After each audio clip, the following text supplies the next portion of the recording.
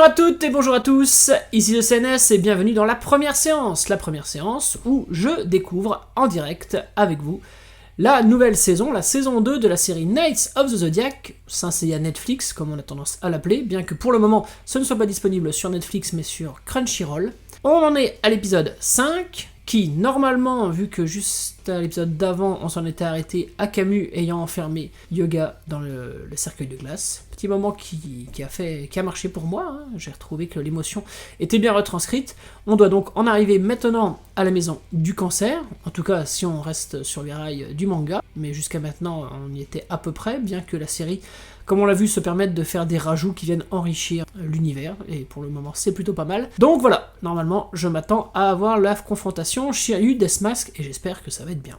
Et c'est parti.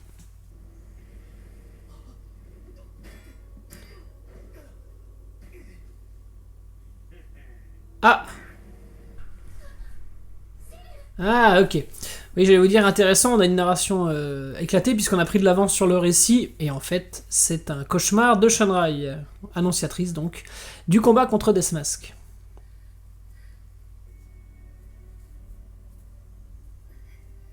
J'allais vous dire, ça fait un moment qu'on n'avait pas vu le rappel de la flèche plantée et Saori au sol, alors que normalement on le voit dans quasiment chaque épisode de la série Sanctuaire, dans la série d'origine. Là c'est vrai qu'il nous l'avait pas montré à chaque fois. Ah, ça c'est intéressant. Du coup, Aldebaran a quitté son temple pour venir lui aussi au chevet de Saori. Me rajout sympa, j'aime bien.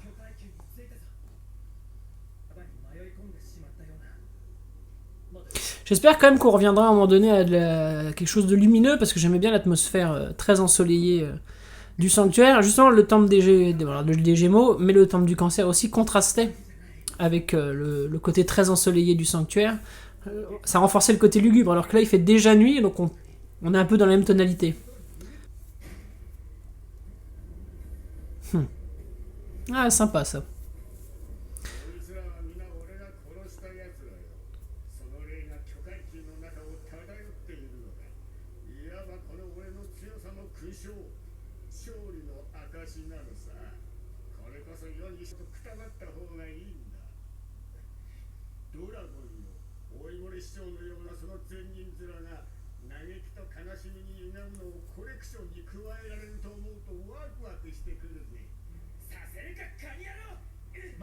J'ai bien aimé la petite réplique qu'il lui lance là sur le fait qu'il se croit être le seul vertueux, ce qui est un peu le reproche qu'on a tendance à faire à Shiryu. C'est un reproche que font souvent les détracteurs de Shiryu, qui c'est souvent toujours un père la morale, et c'est rigolo d'avoir mis cette réplique là dans la bouche de Death Mask.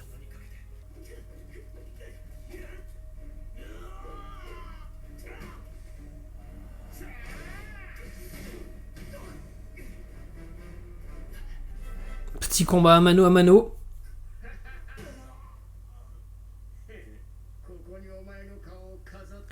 Death Mask, ça lui va vraiment bien, le côté CGI, SFX comme ça. Il en ressort vraiment bien. Oui. Camus, avant, je trouvais que ça ne lui servait pas tellement. Lui, ça lui va vraiment bien.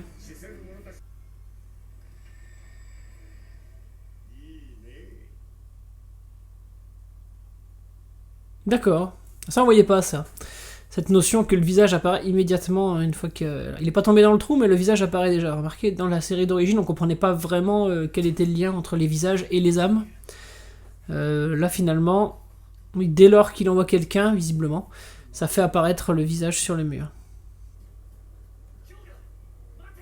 En tout cas, en termes d'atmosphère, ils ont pas du tout adouci le côté lugubre et sinistre et un peu traumatisant de la porte du royaume des morts.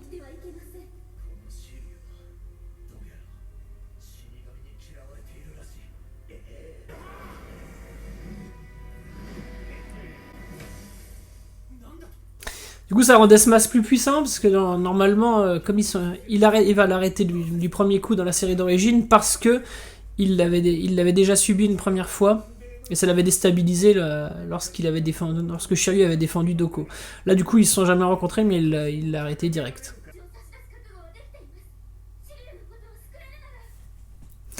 Toujours dans cette idée de la série de mettre plus en avant les personnages féminins, on voit un côté plus proactif de Shunrai. Alors, elle va faire la même chose que ce qu'elle fait dans la série d'origine, elle va prier, puisque je suppose que Deathmask va à nouveau essayer de la noyer, mais on met l'accent sur le fait que ce soit une volonté de sa part, ce qu'on voyait pas dans la série, on la voyait directement prier.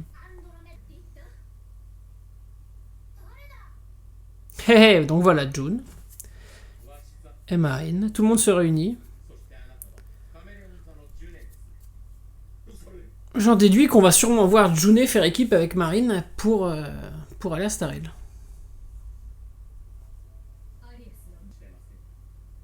Pas mal de changements, hein, qui tournent autour de Shun, du coup. Hein. June, Daedalus, personnages qui sont du coup beaucoup plus mis en avant par cette série. Bah, c'est intéressant.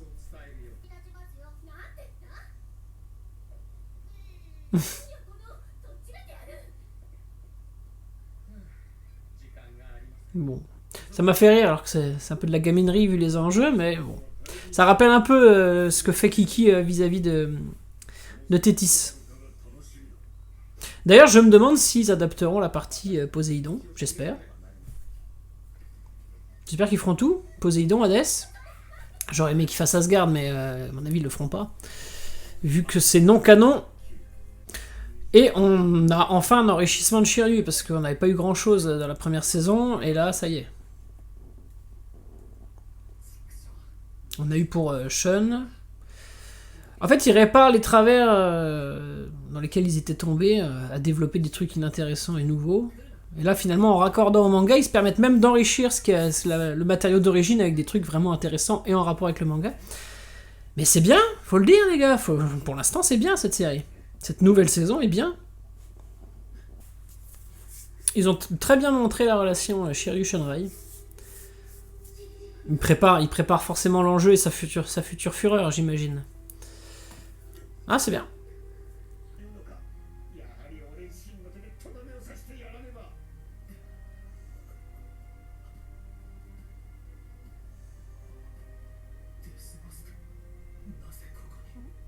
Un peu rapide la façon dont il arrive, c'est dommage de ne pas l'avoir vu apparaître dans le lieu. Là, il semble avoir toujours été là. Dommage qu'on n'ait pas eu la transition. On aurait vu un effet.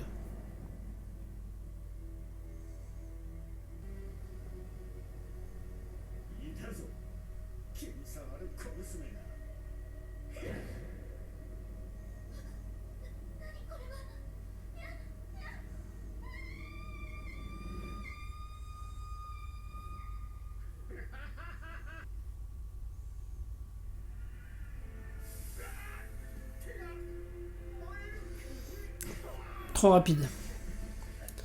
Trop rapide. Comme toujours, trop rapide. On n'a pas le moment de désespoir, de tristesse qui se transforme en fureur. Voilà, c'est trop rapide. Ah, ça s'arrête comme ça. Ah, c'est trop rapide. En tout cas, un épisode qui reste dans la continuité de ce qu'on a vu avant. On voit hein, la direction qu'on prend vis-à- -vis de June, qui va vraiment être beaucoup mise en action, du coup, en avant et active dans cette partie sanctuaire, ce que je trouve bien. Le combat Deathmask-Shiryu retranscrit fidèlement, que ce soit le caractère de Deathmask, les attaques, l'ambiance du temple, même Shunrai, son rôle un peu plus mis en avant, la relation Shiryu-Shunrai bien exposée, bien développée. Un peu rapide, le moment où Deathmask fait tomber Shunrai et où Shiryu le ressent. Dans l'anime d'origine, il passe par un état de tristesse, de désespoir, qui ensuite se transforme en fureur, vraiment accentué. En plus, la musique explose à ce moment-là, etc. Là, il est en mode fureur, et l'épisode s'arrête là-dessus, sur un pic, mais...